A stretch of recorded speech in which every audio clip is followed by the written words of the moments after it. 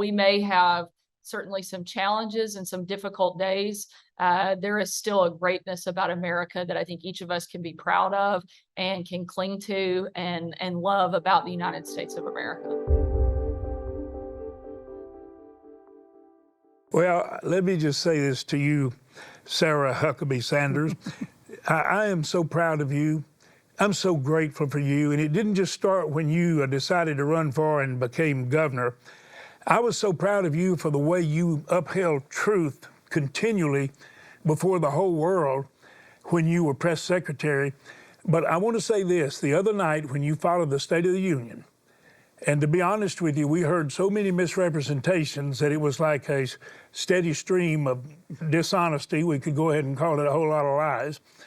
But all you did is point out what we must do. You didn't talk about all that came out that was less than truth. You acknowledged the fact that you didn't agree. But you gave us what we must do and what we must actually do as family, where we all pull together. In the Christian world, that means that we're the family of a perfect Father, representing as the church, the body of Christ. And you really did tell us how to return to the principles that matter to everybody that cares about life and about freedom. And I want to thank you for that from the bottom of my heart. Well, thank you. And, you know, it was a tremendous honor and opportunity to get to take that task on, a little daunting as well.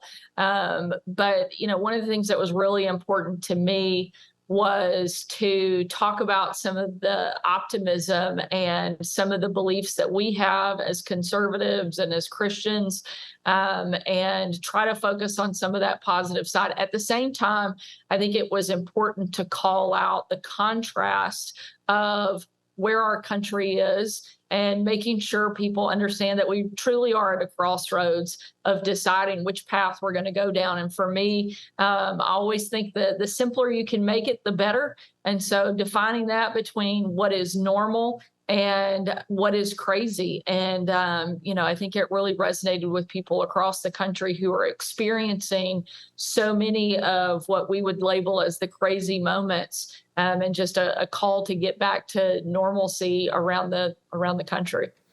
You know, Betty's sitting here at my side, something she never thought she would do. But I've been preaching 60 years. Did you know that we have been married this month 60 years? So everybody's saying that's really a strong, tough woman for sure. But Betty is just such a tremendous blessing. You want to say something to this woman that we respect so much? I do. Sarah, I just believe God has prepared you for such a time as this. He's not surprised. This is where he wants you to be right now. And I just pray that God will bless your family.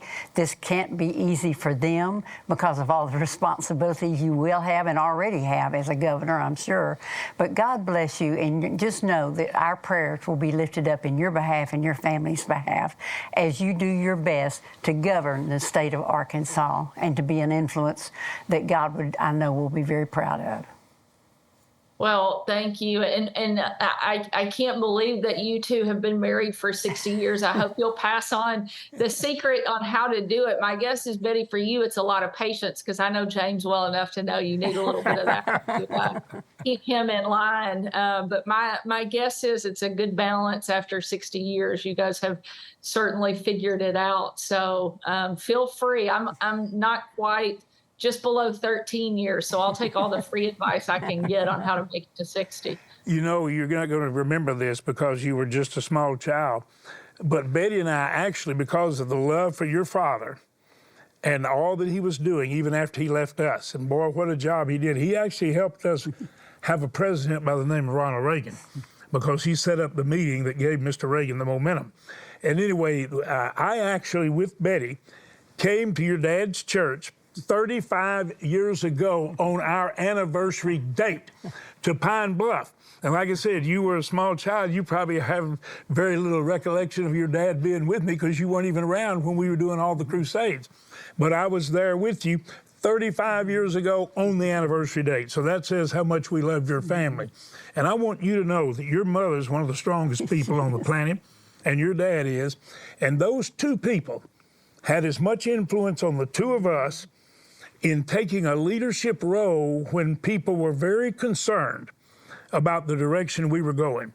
And I watched because God used your mom and dad to inspire me to bring church leaders together to quit arguing about their differences and become like our founders, knowing we've got differences, but we have a need to address what is facing us that is in the process of destroying faith, family, and freedom.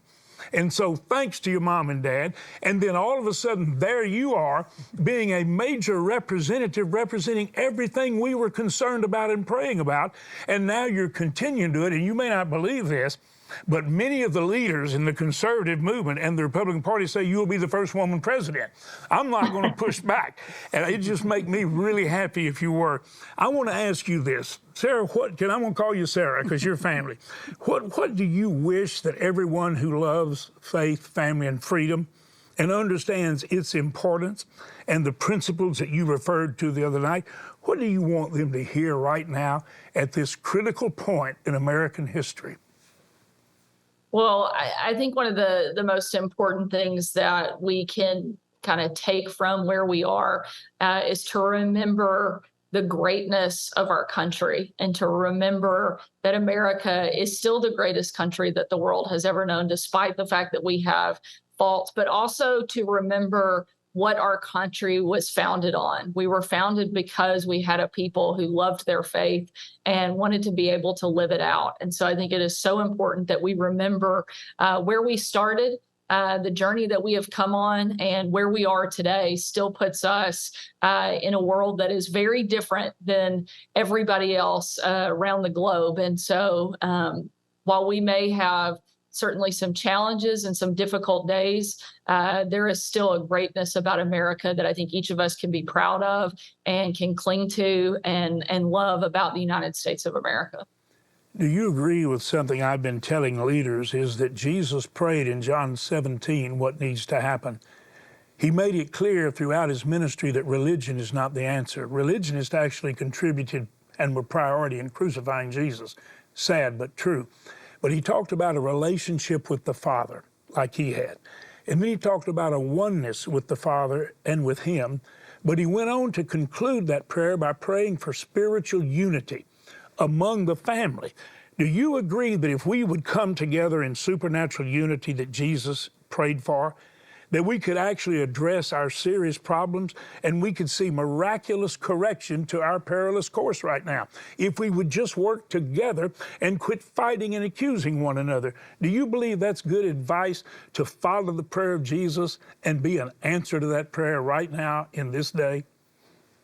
Certainly, I think anytime we can follow the path of our Creator, we're going to be in good shape. I think you make a good point that religion is very flawed. But what is not is the relationship that we have with Jesus Christ and the personal nature that holds for anyone who's willing to accept it. That is where perfection is found. And I think hanging on and clinging to that is never going to steer you wrong. And certainly, I think that anybody in our country could benefit greatly from that right now. Well, God's always used imperfect people to accomplish his perfect will because there's only one perfect one.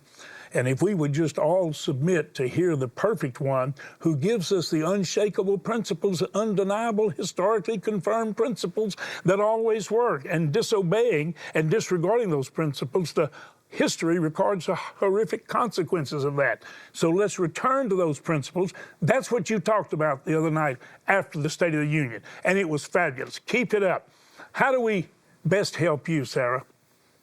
I think that continued prayers and support, we'll take all of that we can get, even from a couple of Texans. We'll be happy to take all the prayers here in Arkansas that we can get. We've got an amazing path in front of us. And, I'm proud of the work that we've been able to do in just a short month after taking on the role as governor. I have big shoes to fill to follow in my dad's footsteps, but committed to making sure that we do a lot of things to transform our state and build it up so that we can be competitive with folks like you guys next door to us. But we're off to a really good start, but we could continue to use your prayers for strength, for wisdom, and for endurance as we continue on. hopefully what I think will be a very productive 8 years as governor in Arkansas. Well, let me just say, as Texans, we love you folks in Arkansas, and you have become one of the most conservative, unshakable states in the nation and one of the best examples.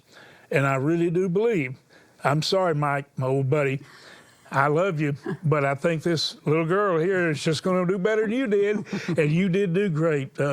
Governor Sanders, we really do love you, and you've got our faithful prayer commitment to all that God has put before you. Thank you so much. I can't tell you how much we appreciate the prayers and certainly the friendship over many years. And the good thing is there's nobody that is more hopeful and more excited than my dad to see me take the reins and take over the title of best governor of Arkansas than he is. And so I think he'll join with you in that support. I think your dad is as great a statesman, representative of truth, as this nation has ever had. So love to all of you, Huckabees and Governor Sanders. Love you. Thank you. Thank y'all so much.